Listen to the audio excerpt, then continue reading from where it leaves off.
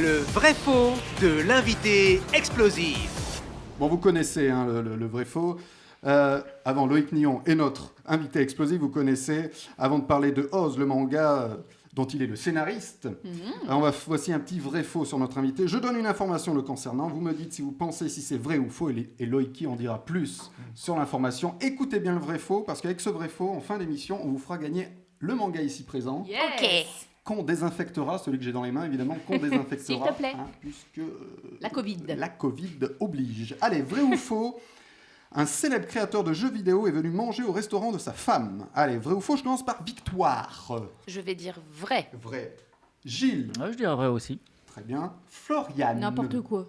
D'accord, donc ça veut dire faux. Alors Loïki, c'est vrai ou c'est faux? Ben, c'était vrai. Ah, trop bien. Alors explique-nous. Alors- Qui est ce créateur de jeux vidéo? Donc ma femme étant japonaise, en fait, elle travaille dans un restaurant japonais à rue Sainte-Anne, donc mais pyramide, Petite un promo. quartier japonais, voilà, de Sanko. Et en fait, c'est Hideo Kojima qui est venu. Donc Hideo Kojima, c'est le créateur de Metal Gear Solid, Death Stranding de chez Bethesda. Il était venu en 2016, juste peu après la réalisation de Metal Gear Solid 5, le dernier du nom. Et en fait, c'était pour dire au revoir à son équipe de Konami et puis après pour passer chez Bethesda. Et il a choisi ce restaurant-là, donc toutes les infos sont sur Twitter. On peut retrouver des gens qui sont en train de tweeter en disant ah, il est allé là-bas, Hideo Kojima, etc. Donc voilà. Et donc ma femme, petite anecdote, quand elle a vu arriver, parce que c'est elle qui accueillait ce monsieur avec tout son comité, elle l'a pris pour quelqu'un de chez Square Enix. Donc elle a cru que c'était Final Fantasy, parce que c'était des gens qui étaient très japonais, très costumés et tout. Elle l'a installé, et puis en fait, il y avait une personne qui était là-bas, qui a été le voir pour prendre une dédicace et un autographe. Et puis elle a dit mais c'est qui ce monsieur? J'ai fait ah, c'est Hideo Kojima de Metal Gear Solid, sacrilège. Et puis voilà, et du coup elle m'a appelé, et puis c'était trop tard, donc j'ai pas pu avoir l'autographe de ce monsieur malheureusement. Ah, c'est dommage. Ni lui Pourtant, je remettre suis ton fan, livre, surtout. Bah oui, à Bien l'époque c'était sûr. pas encore prêt, mais je suis un grand fan de Metal Gear Solid Ah. et j'ai pris ça pour entre guillemets un signe. Voilà, donc, Peut-être. Bien sûr. c'est marrant. Voilà. Trop cool. Vrai ou faux? Loïki a rencontré Albert Uderzo et René Goscinny. Je commence par Floriane. Vrai ou faux? Allez, je dis vrai cette Tu fois. dis vrai, très bien. Victoire. Cette fois, je dis faux. Très bien. Gilles. Ouais, bah, moi, je reste avec Victoire, je dirais faux. Faux. Très bien. Alors Loïki. Et ben c'est vrai. Ah, Encore une fois. Ouais, trop donc c'était au musée des Arts génériques de Paris, donc dans le 4e arrondissement. À la base, mon éditeur devait aller à un vernissage qui était exposition Uderzo Goscinny, qui avait lieu donc en 2019-2018, par là. Et donc moi j'étais allé voir mon éditeur sans plus, et il me dit bah tiens, tu devrais aller à cette exposition parce que bah, moi je peux pas y aller. Donc, voilà, donc je prends le transport de Cachan jusqu'à Temple, Arts et Métiers, donc je rush, c'était vers 18h 19h. Puis je passe, portique sécurité, machin, contrôle. J'arrive donc dans la place principale du musée. En fait, c'est une grande cour. Et il y avait un petit passage à droite où il y avait des gens qui faisaient la queue. Moi, j'avais pas forcément, j'étais pas sur la liste, donc j'avais aucune chance de passer normalement. Et du coup, je vais voir la réceptionniste. Et donc, elle me demande. Donc, je lui dis, bah voilà, j'ai une invitation non Tartamudo. C'est monsieur José Jauvert. Elle me dit, ah, ok, mais vous êtes qui? Bah, je dis, monsieur Quignon. Je vous ai pas sur la liste, donc déjà, c'est mort. Et puis je fais demi-tour, et au moment où je fais demi-tour, il y a un homme qui sort. Enfin, je le voyais pas, mais je pouvais entendre que c'était une voix masculine. Alors peut-être qu'il était non-binaire, je ne sais pas, mais à ce moment-là, c'était assez masculin pour pas faire de mes genres rares. Et du coup, il lui demande qu'un service, quelque chose, boisson. Puis j'ai reconnu la voix. Pourtant, c'est assez compliqué. Et je me suis retourné, je lui ai dit Serge, parce qu'il s'appelle comme ça. Et le monsieur s'est retourné, il m'a dit mais j'ai perdu ton nom, mais t'es physionomiste. Et là, la réceptionniste a vu qu'on se connaissait. Donc un gros coup de hasard, gros coup de bol. Et au moment où je vais rentrer avec Serge, il y a des gens qui arrivent, donc de la famille Goscinny et Uderzo qui venaient, avec un certain Simon Goscinny. Donc vous regarderez, c'est le petit-fils de Uderzo Goscinny. Donc j'ai vu son père, qui était encore vivant à cette époque-là, et j'ai parlé avec Simon, donc de là il a parlé de moi à son père. Mais bon, c'est resté sans plus, mais oui, je les ai vus en vrai. Ouais. Une belle histoire. C'était bien. Trop cool. Vrai ou faux? Loïki a rencontré Jackie Chan. Je commence par Gilles. Bah, je dirais vrai. Très bien. Ah, Victoire. j'espère que c'est vrai. Non, mais il a pas rencontré toute la planète. Vrai pour toi. Vrai Ouais. pour toi, Victoire. C'est Floriane. faux. C'est faux. Très bien. Il mangeait au Loïki. restaurant de sa femme. C'est vrai ou c'est Ah faux? bah c'est vrai. Mais putain, Encore une fois. C'était au même vernissage. la réceptionniste voulait pas me laisser entrer. Alors c'était en 2007 cette histoire, donc j'étais policier à cette époque-là, j'étais adjoint de sécurité, j'étais adjoint au commissariat du 16e arrondissement. Personne donc, n'est parfait, oui, malheureusement. Et donc j'ai fait 3 ans à la police, et à cette époque-là, en fait, c'était en 2007, oui. 2006, juillet 2006 pour être précis, parce que 2007 est sorti le film Rush Hour, et en fait, il tournait la fameuse scène qui a eu lieu au Trocadéro, place du Trocadéro, où il sort de la Tour Eiffel, vous savez, puis il atterrit dans la fontaine. Donc j'ai vu les doublures aussi de Chris Tucker, j'ai vu Chris Tucker, tout ça. Et moi, j'ai été chargé justement de surveiller la zone. Ah, Et c'est là génial. que j'ai vu Jackie Chan, donc j'ai autographe à la maison, ça a été un bon moment. Que lui, pour le coup, il a pas de doublure. Hein. Alors, non.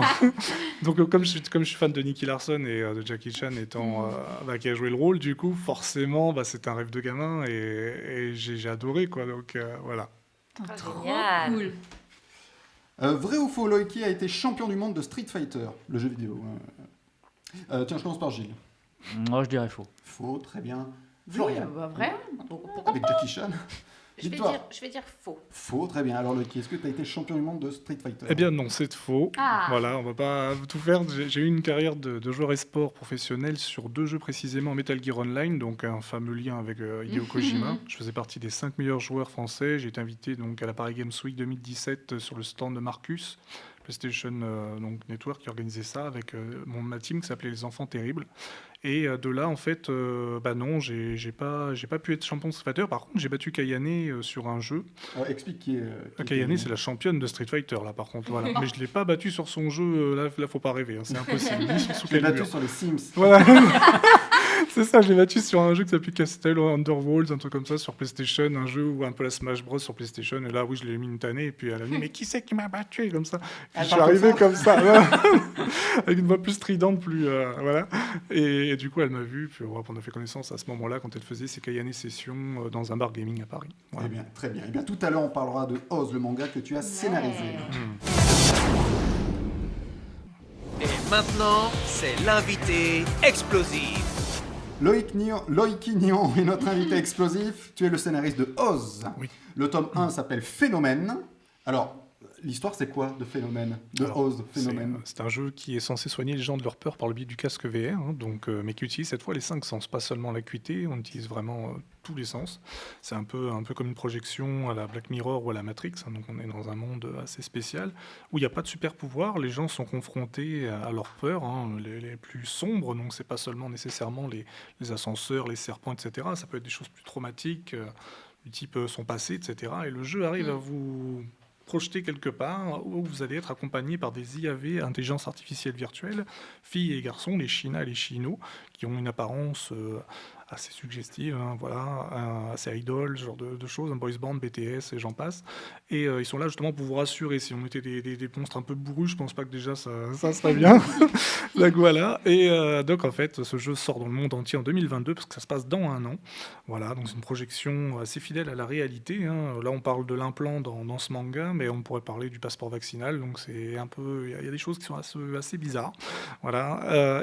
Donc dans ce jeu, ça se passe à Paris dans un salon type Paris Games Week ou Japan Expo, peu importe, où il y a 15 Français d'ethnie, religion, classes sociales différentes qui vont pouvoir tester ce jeu avec les créateurs qui sont franco-japonais.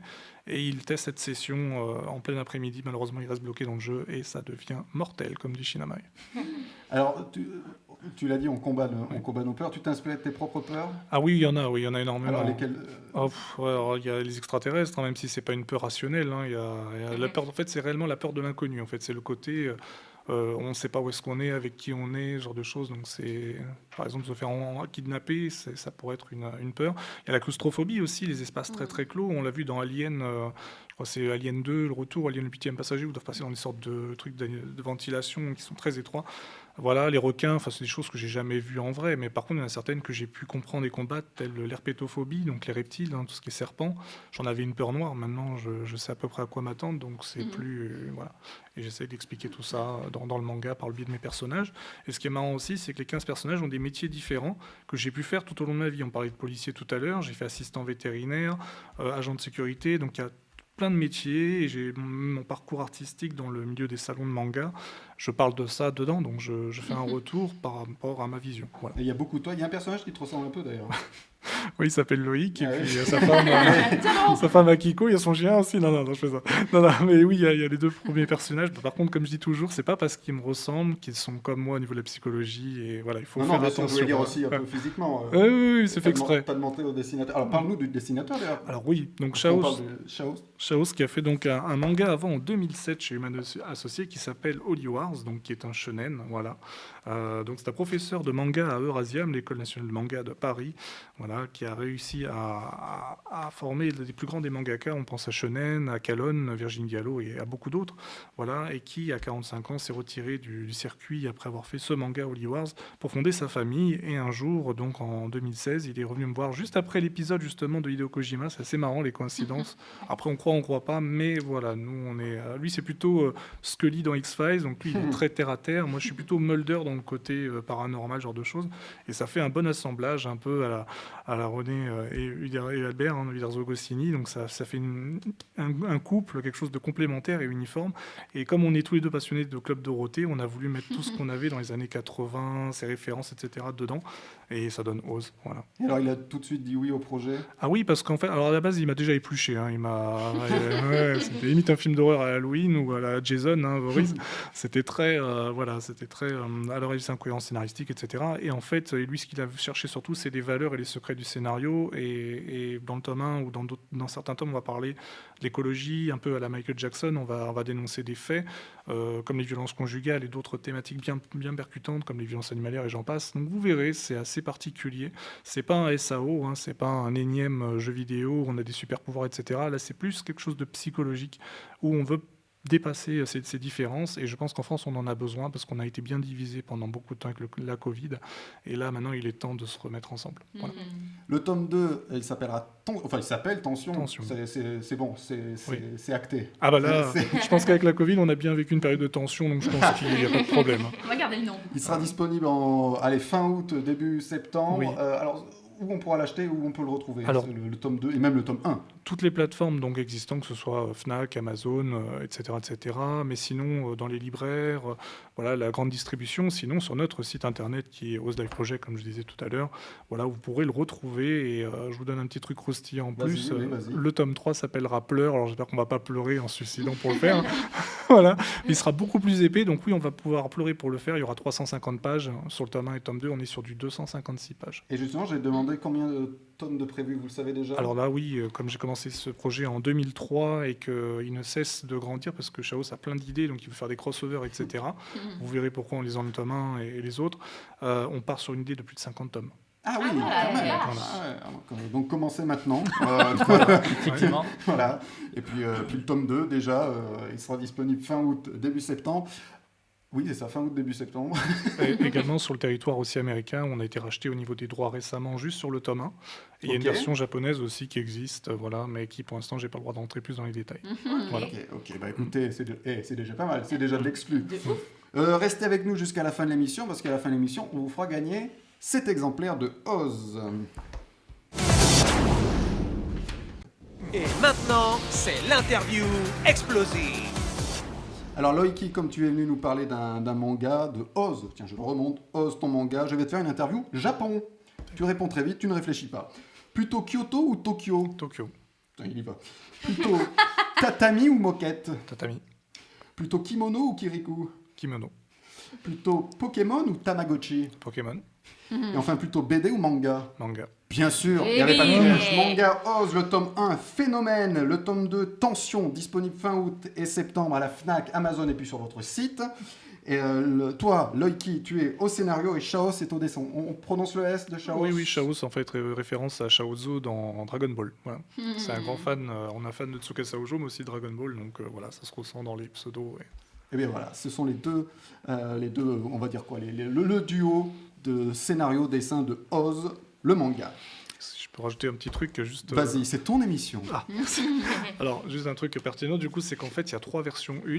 Donc, elles sont différentes, en fait, les 3, même si on ne le sait pas. Donc là, c'est vraiment quelque chose d'assez bizarre. Parce que là, les dessins sont les mêmes. T'es eh en train oui. de te foutre de notre gueule. Et non C'est pour ça que j'ai ramené les livres. Du coup, la première édition, c'est celle-ci. Alors, pourquoi, comment on la reconnaît? Il y a marqué Tartamudo ici, et là, il y a marqué Tartamudo Seinen. Donc, c'est pas la même version. Celle-ci, il y en a eu 3000, il y en a pratiquement plus. C'est la dernière, C'est la celle-ci. collector, celle-ci. Voilà. Et comment on peut le savoir? C'est simple, si vous prenez, imaginons la page numéro 6 de la première version et la page numéro 6 de la deuxième version. Pour les écouteurs les écouteurs. auditeurs qui nous écoutent et qui ne nous voient pas, il nous montre des livres. Je vais faire la voix Voilà. derrière toi. Ils étaient en train d'ouvrir les pages. Voilà, comme donc si vous ne voyez pas, je vais vous décrire. Non, Il y a des dessins dessus. Ah ouais, ce sont pas les mêmes. Alors là, déjà, on a un tramage qui est avec des peaux de python sur la deuxième version. Sur la première version, c'est un tramage blanc nu. Voilà. Et également, sur certaines pages, il y a des décors et des dialogues qui ont été modifiés. Donc voilà, sur la deuxième version, c'est comme ça. Et pour la troisième version, il n'y en a que 500 au total comme ça. Et paf. Je l'ai fait gagner... Deuxième collector. Voilà, je l'ai fait gagner. Donc c'est papier glacé au début et c'est page couleur. Donc ça, c'est introuvable. Ah. Voilà, on ne les vendra pas, mais on les fait gagner sur des ateliers. Si vous nous voyez en salon, on fait des conférences interactives et des jeux qui vont sortir bientôt en format vendu C'est dans le méga commerce, canon. Ah avec ouais. des pages couleur et du papier glacé. Voilà pour les Et nous, différences. quelle version on va faire gagner? On va faire gagner la version 2, malheureusement, parce que j'en ai pas d'autres. Voilà. Très bien. Voilà. On fait gagner la moins chère. Non, je rigole. Je rigole.